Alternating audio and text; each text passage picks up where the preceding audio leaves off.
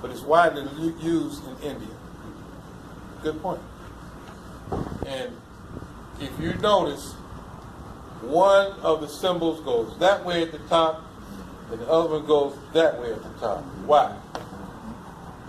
Because it's flipped. One of them flipped the other way. Who said something? Who that say who that when I say who that?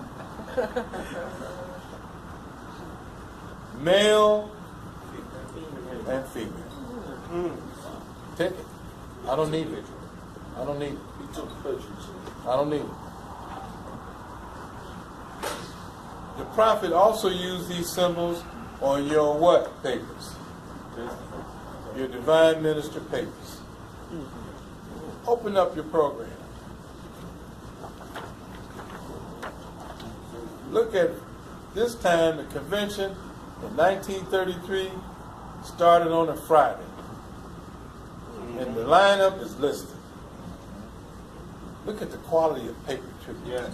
See, when you're in the archives, you're looking at all these old records, you got to look at everything.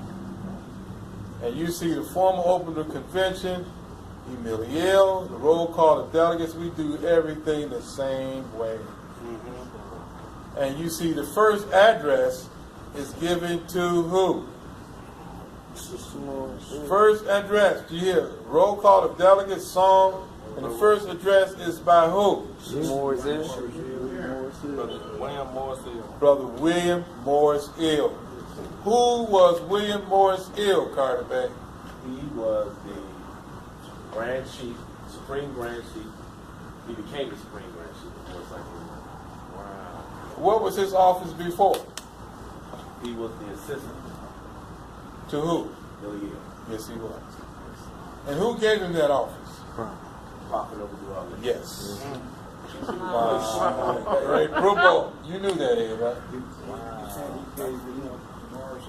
Yes. The prophet assigned Morris Ill, assistant Grand Chief, E.Mealy. And replaced Small Bay. All right, now let's stay on Morris Hill for a while. What else, what other position did Morris Hill or his family hold during this time? See if y'all remember all these historical classes. About his father. Yes. His father. His father was a banker, had bigger bank. Yes. Bingo.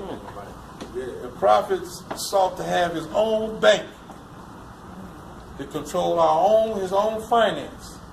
And the bank was called Binga State Bank, founded by brother Jesse Binga, our brother. And at the first convention, he was one of the keynote speakers in 1928 of Binga State Bank. Jesse Binga died as a poor man, unfortunately, because when the Depression came later, Jesse Binga. This is his son in here. Because when the Depression came, they told him to close all them mortgages he had took on all of our people buying these fine, beautiful houses before they built the Dan Ryan Expressway. Wow. And he wouldn't do it. He went to jail. He did time. He came out of jail, and guess what job he had until he passed? Huh? Janitor. Wow. You remember what? Janitor in the public schools. Wow. His house still stands on, 65th and King Drive. His house is still there. I think it's been deemed as a historical site. That's William Morris. Then you see quartet presentation of permanent chairman. Permanent. Like we had, this is really something. Check out his permanent chairman and where he's from in 1933.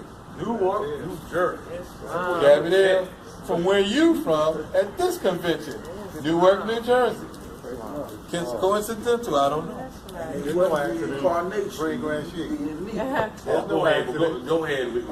Now, there's a whole big story on Gabrielle that is mind-boggling. You have to read.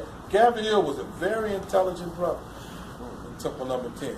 Well, we have Temple Number 10 now in New Jersey. But that's a whole different story. If you read further down the program, it talks about the grand entertainment and dance. And you will see why we have it. It will be given on Saturday night for the benefit of those attending the convention. The public is invited like we do now. Good music and refreshments like we do right now. Because you have so many people traveling and they want to make sure you have a good meal. Now this is 1933. The first convention, sir? I was going to say, look who gave the address. From Baltimore. Yeah. So, but the first convention you had in 1928, you had grand entertainment, and everybody was fed daily by the Moorish luncheon. But where was that at? 3140 in the basement.